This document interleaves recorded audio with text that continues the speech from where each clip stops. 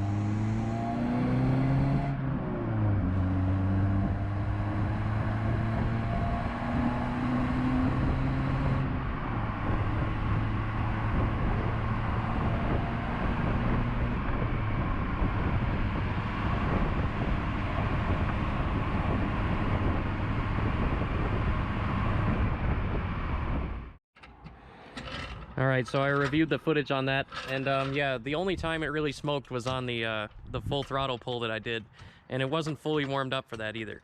But now what we're gonna do is, before we contaminate the oil with Chem Tool, we're gonna get a sample of the oil so we can send it in for the, basically we're doing like oil lab samples, and I have some of my old 5W30 for that as well. But we're gonna send out some of this oil before we contaminate it. And then I just took it around the whole block, you just saw that. So the engine's fully warmed up, so after we do this, the chem tool should be able to hot soak in there. Should be able to get a good result. So we'll just start with that oil sample. Alright, so here's the oil we had. This is gonna go to the lab eventually. Probably not right away. I'm gonna send in my 5W30 as well as this, and then probably another sample of 0W8 once we've gone some more miles. As you can see, it's pretty black. I probably drained a little too much because that's an entire soda bottle right there. But yeah, so we'll get that, and then in a second we'll add the chem tool. Alright, so we don't waste any oil around here, so I mean, I probably don't need that much for the sample.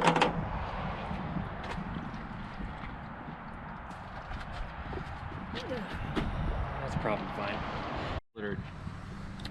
Alright, so here's the plugs that we pulled them out. You can see there is definitely some signs of oil burning, but I already knew that. So next I'm going to make sure the cylinders are at even height, and then we're going to pour in the chem tool.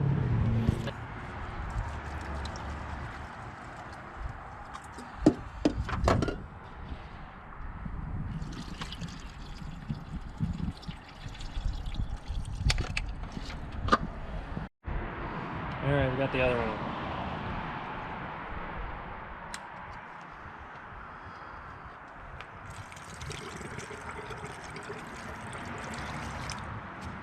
Alright, so now what we're going to do, well, first I'm going to have a little chat, because there were some comments on the video that I wanted to address as well.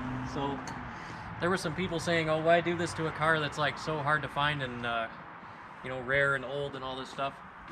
And I'm like, well, you know, he said, oh, go do it on a car that's worthless. That's what he said.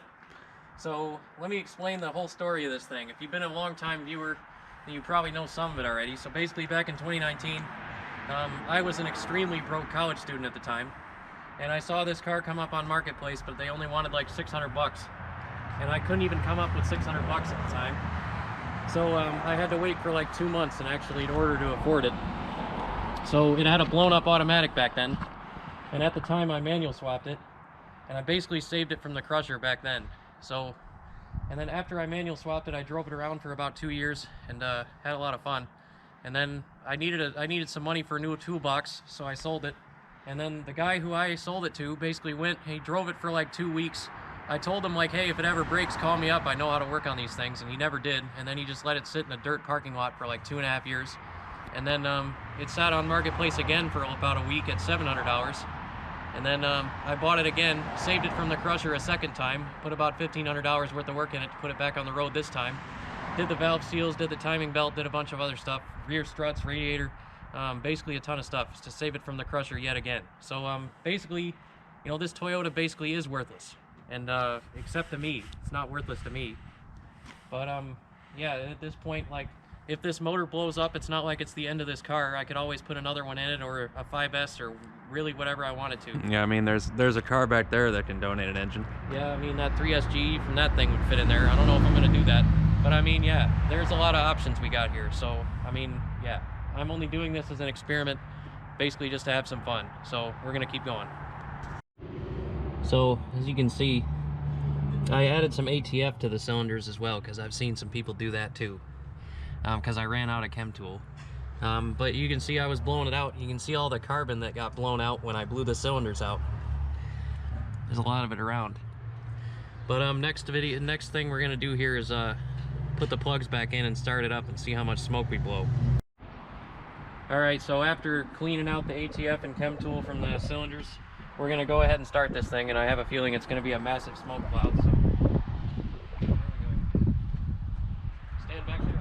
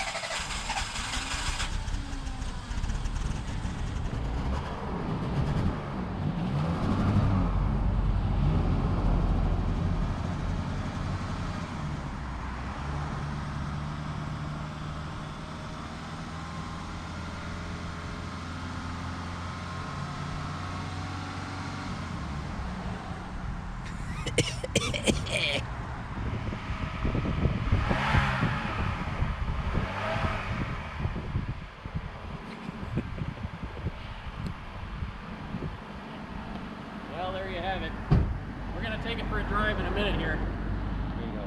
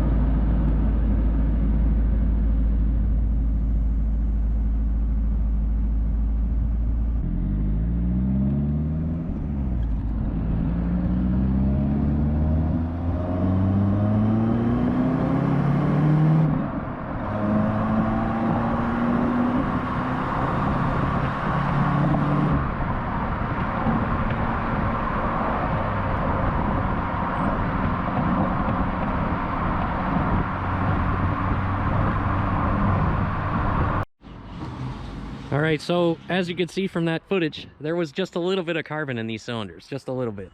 But so next thing I'm gonna do is the O'Reilly hub store is about 12 miles away, so I'm gonna drive there and back on this. They say to put about 30 miles on it after you've done this, so I'll do that, and then we're gonna come back and do another oil change with 0W8. But yeah, I gotta go pick up a headlight bulb and some other coil pack connectors for my dad's Avalon here. So as you can see, this is not exactly ideal, so we're gonna do some work on this thing today too. So instead of getting the aftermarket oil again, I just decided to come to work to do the oil change. This is the FRS I just finished building an engine for. So anyway, yeah, I'm gonna get this up in the air. We're gonna drain out the old oil. Alright, here we're going to drain the 0W8 that's contaminated with Berryman's and ATF. So, like, I don't anticipate this to look great. I got a piece of paper here, we can kind of see what the color looks like.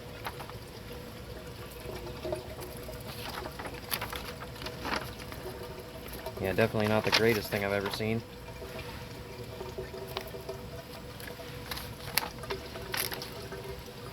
So yeah, we'll let that drain out. We'll put some fresh 0W8 in it and we'll drive home.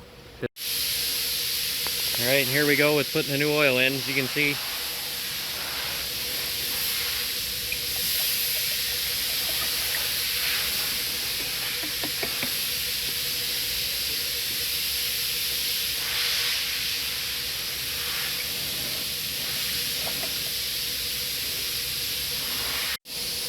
And as you can see, we got another fresh N3 filter.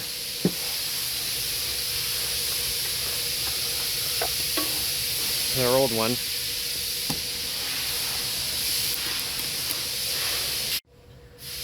Just had to do a jump cut to tear the plastic off. I'm only one guy filming this right now.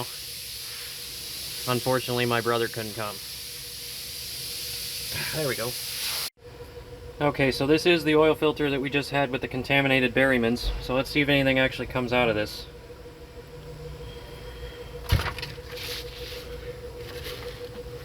So I don't see any big metal shavings or anything like that. Mostly just really dark oil. Maybe a couple flecks of carbon up there. But other than that, just mostly looks like regular oil that we drained. So, alright, so we're going to drive home now. And then I'm going to get some views of the cylinders with a bore scope. We'll see how much that Berryman's actually cleaned off the cylinders. So I apologize for the poor picture quality on this. I didn't get as good a pictures as I wanted, but you can see that there was a lot of carbon floating around on top of the cylinders during this.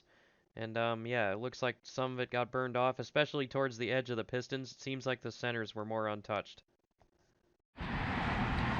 Alright, so it's now the next day after we did the oil change. So I'm going to do the second drive to compare the amount of smoke. And I'm going to give this thing, make it a fair comparison by only giving the engine about 60 seconds to warm up like I did on the other one. So yeah, that yeah, it wasn't fully warmed up on that other drive, so I'm not going to fully warm it up for this one either. So I'll get the camera put on here and we'll get going. Alright, so this thing's only run long enough for me to mount the camera and then turn it around.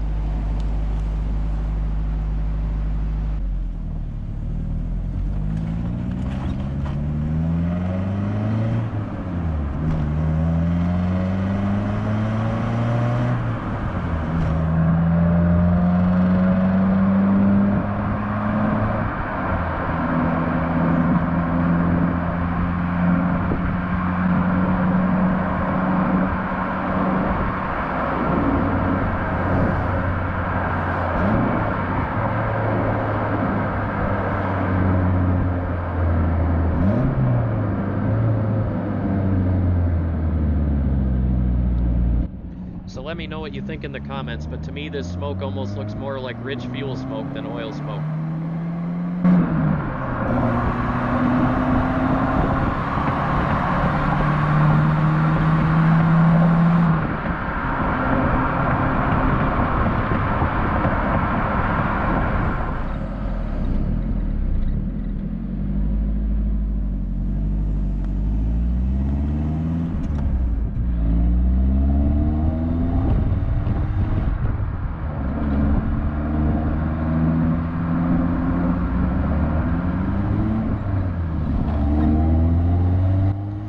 See it a bit here too, and if you look back at the first drive footage, you can also see that black smoke here.